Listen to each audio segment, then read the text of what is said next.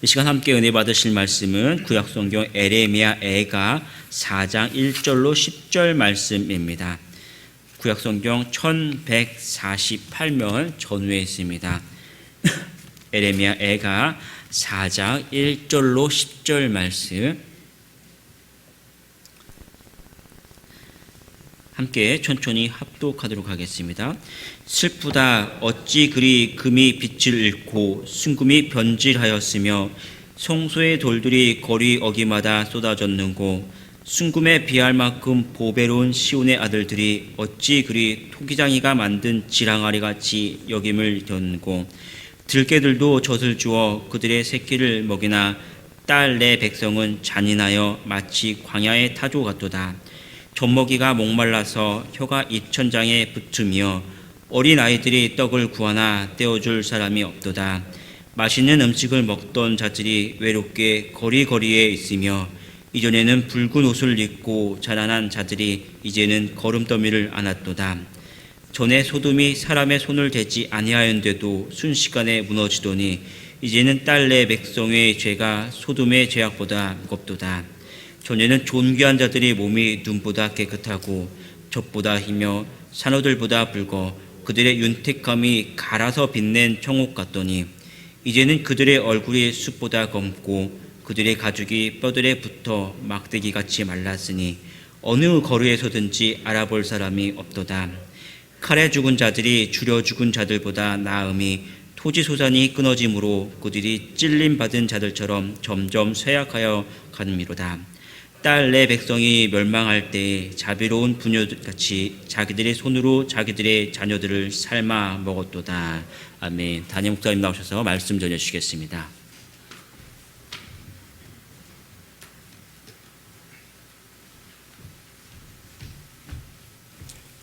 할렐루야.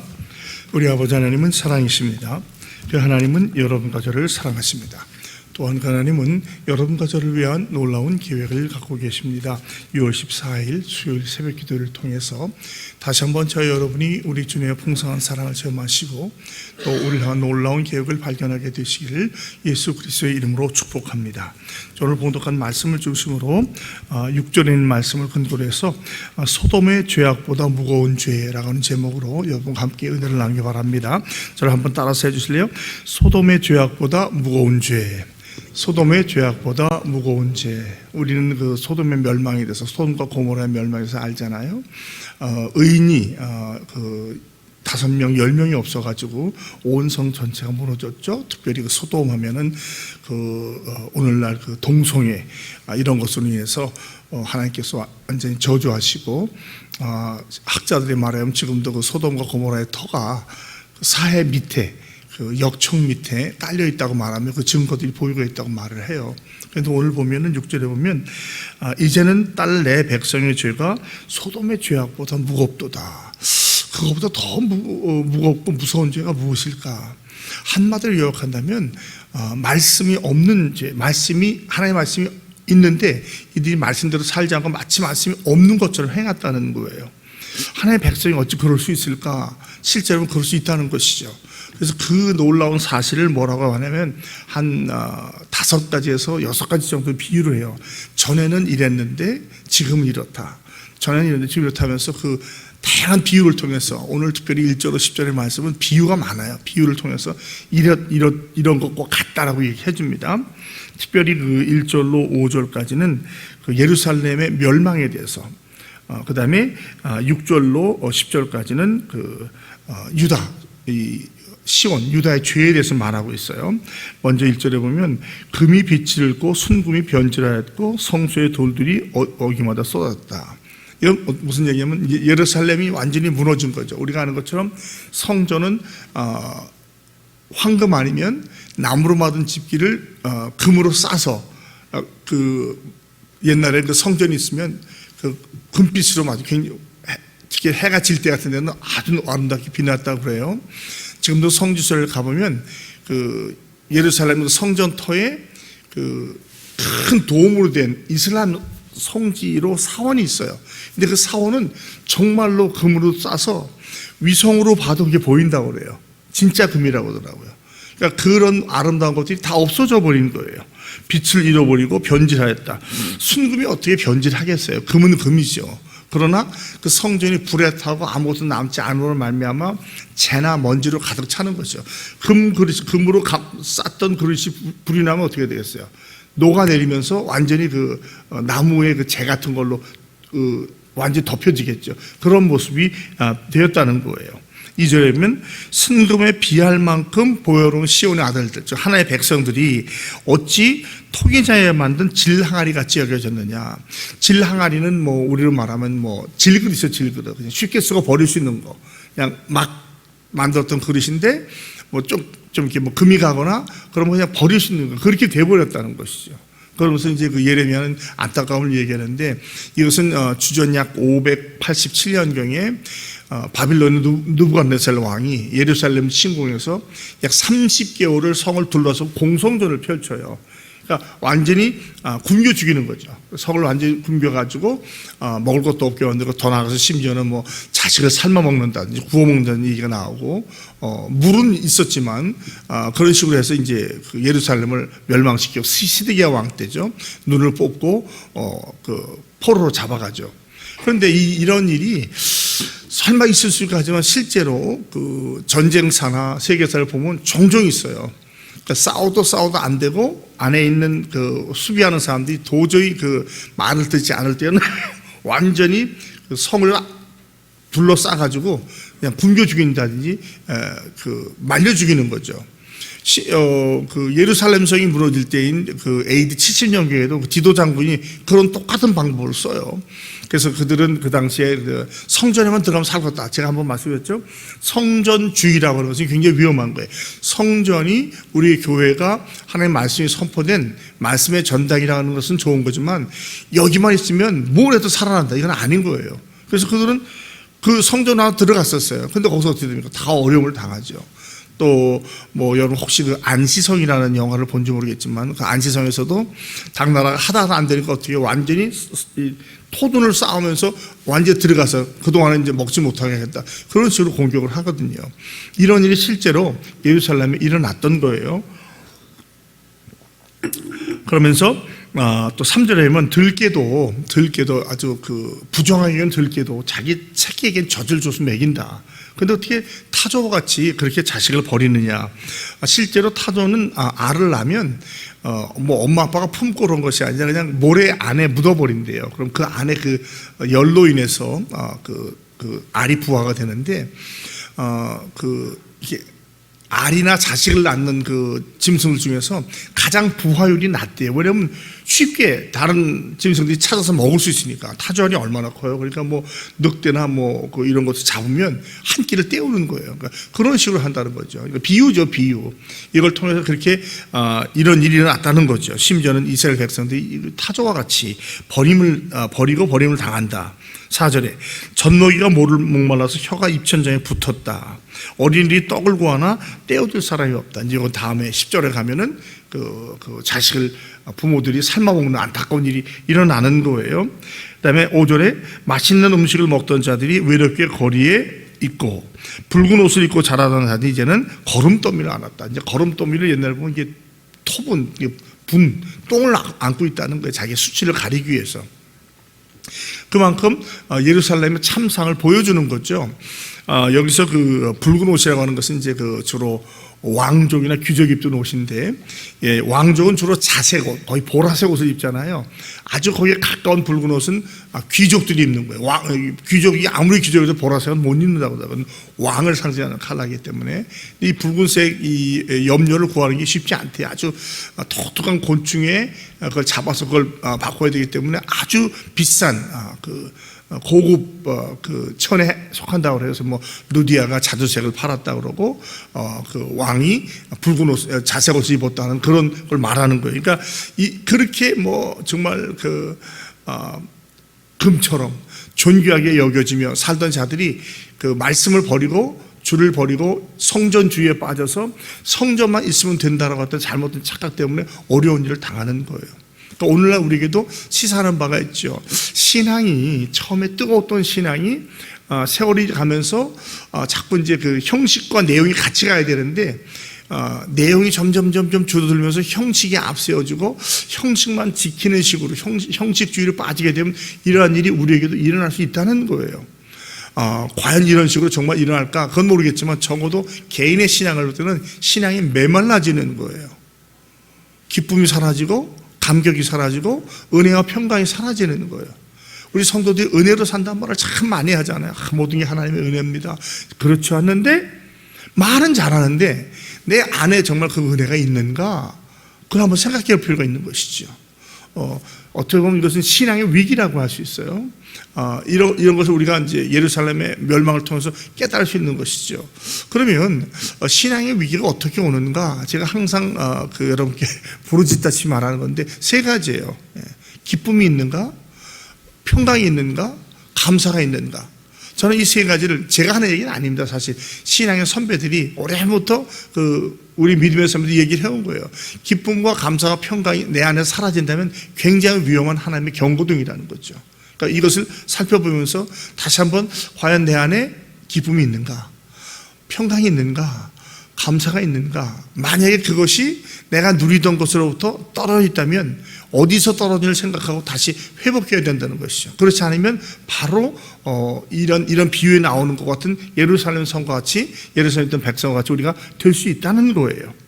그리고 6절에 보면 전에는 소돔이 사람의 손을 대지 않았는데도 순식간에 무너지더니 이제는 딸 내 백성의 죄가 소돔의 죄악보다 무겁도다. 소돔은 동성의 죄를 위해서 한순간에 없어졌잖아요. 말씀을 준비하다 보니까 학자들이 그런 얘기를 하더라고요. 순간에 죽으면 모르고 죽는다는 거예요. 갑자기 하늘 벼락에 떨어져 죽으면 자기들은 뭔지도 모르고 죽어요. 죄악 때문에 죽었지만. 그러나 이게 무겁게 계속 우리를 누르면 그 고통이 보통 심한 게 아니라는 것이죠.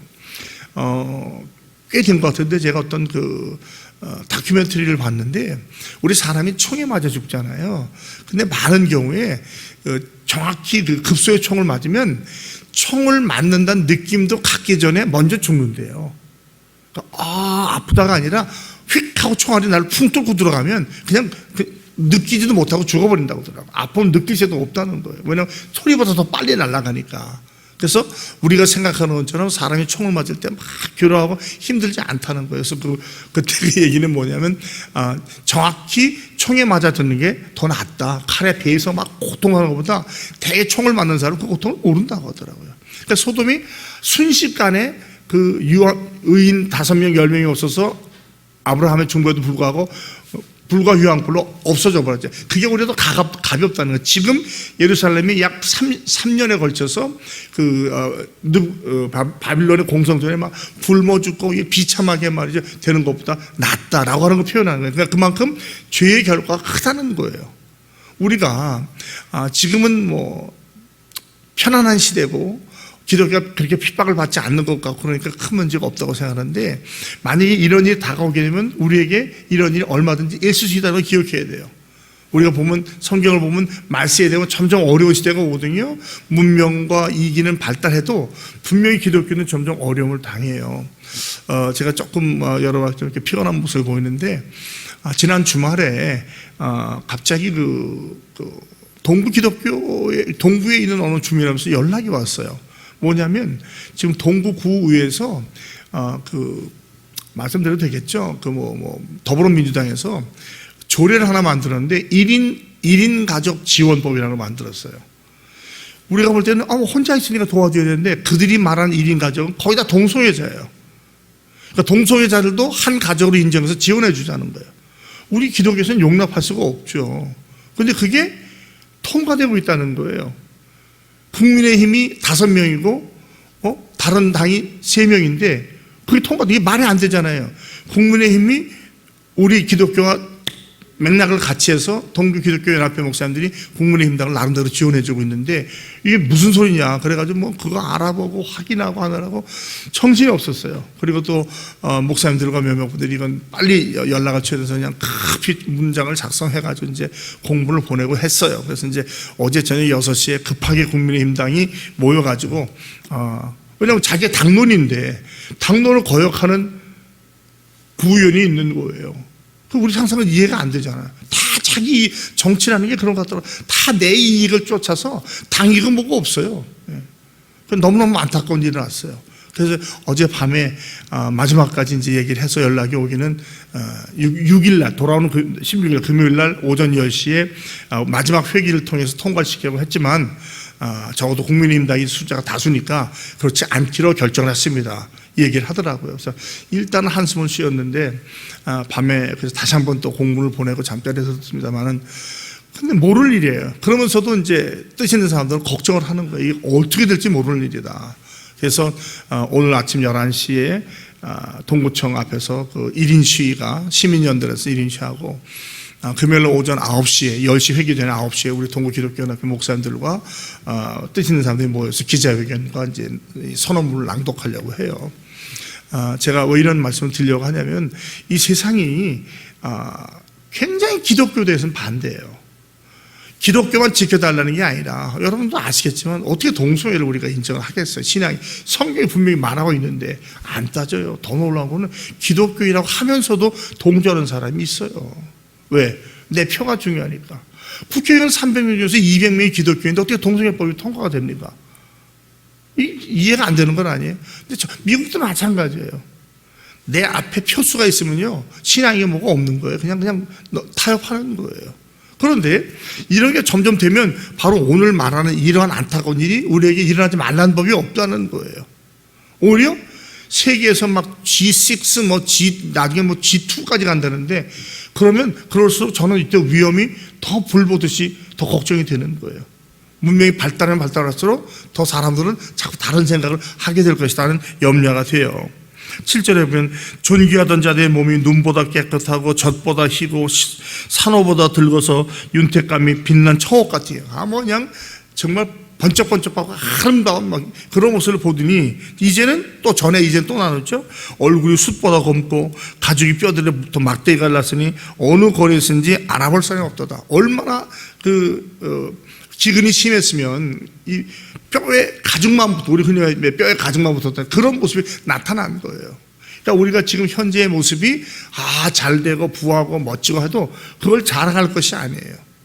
중요한 것은 잘 될수록 더 조심해야 돼요. 그래서 우리가 신앙을 다시 한번 돌이켜보고 이런 새벽 기도라든지 개인의 경건의 시간이라든지 이런 걸 통해서 신앙을 확인하고 지켜야 할 줄로 믿습니다. 또 한 가지 중요한 것은 다음 세대에게 신앙을 잘 전수해 줘야 돼요.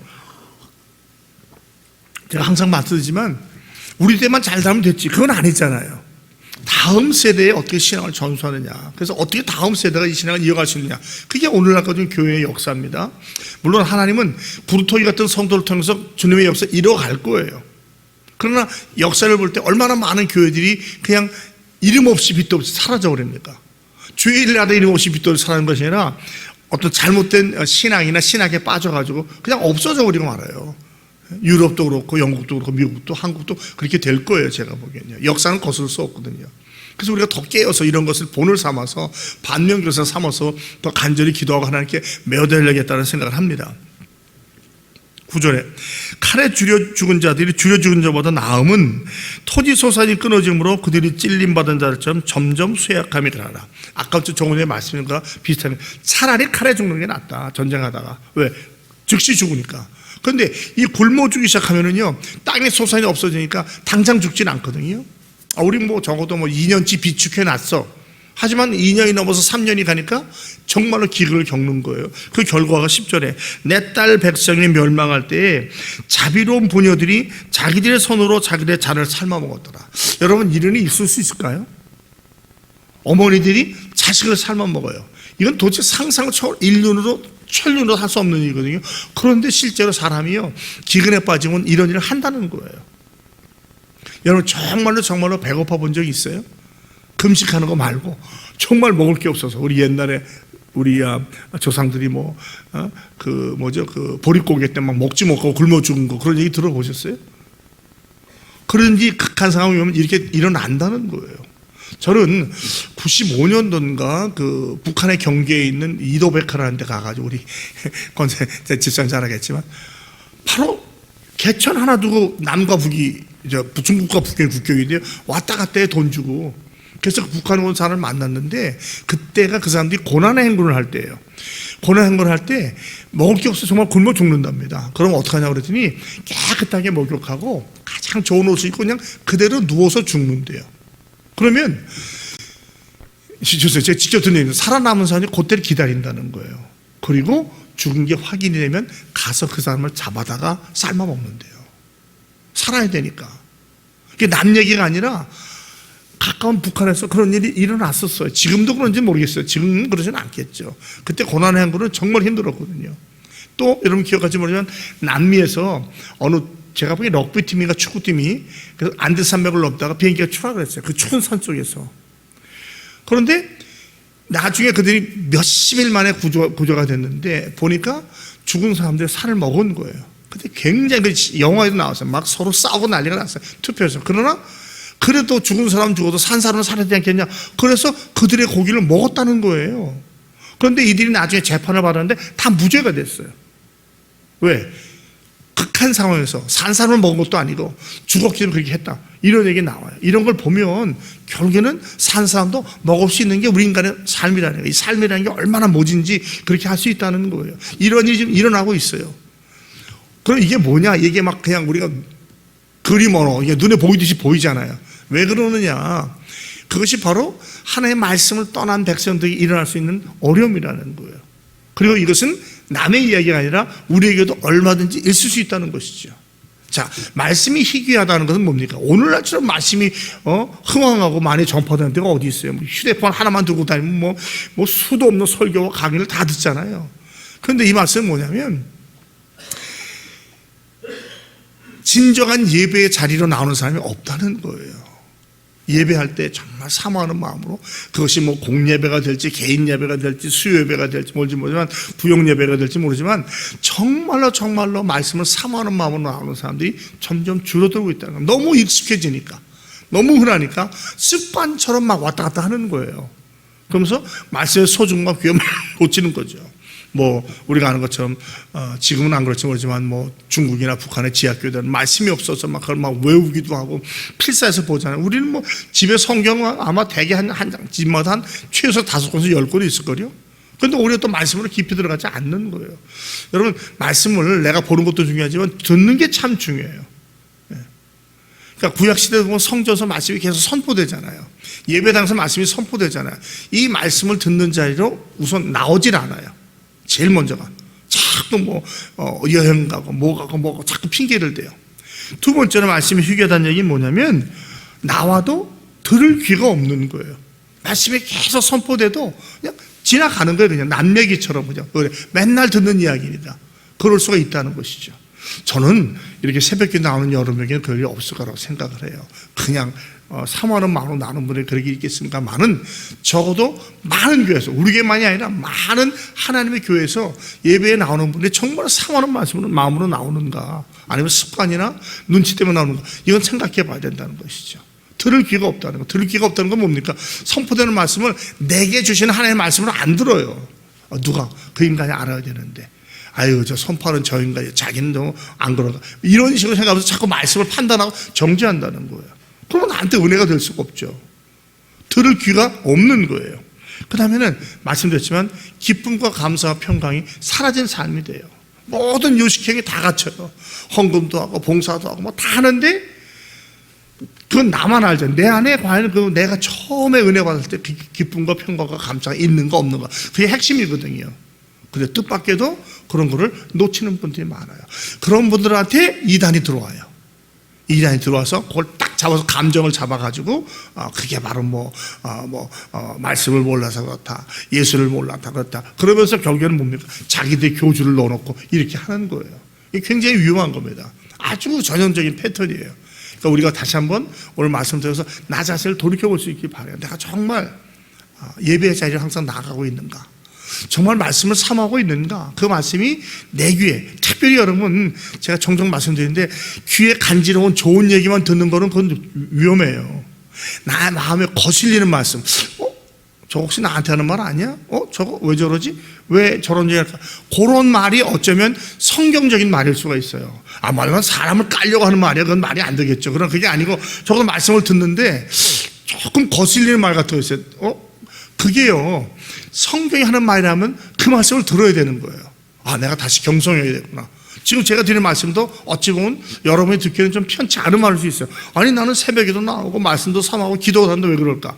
그런데 이것조차도 만약에 형식에 빠진 거라고 한다면, 사모하는 마음이 없이 나온다면 한 번은 생각해 봐야 된다는 것이죠.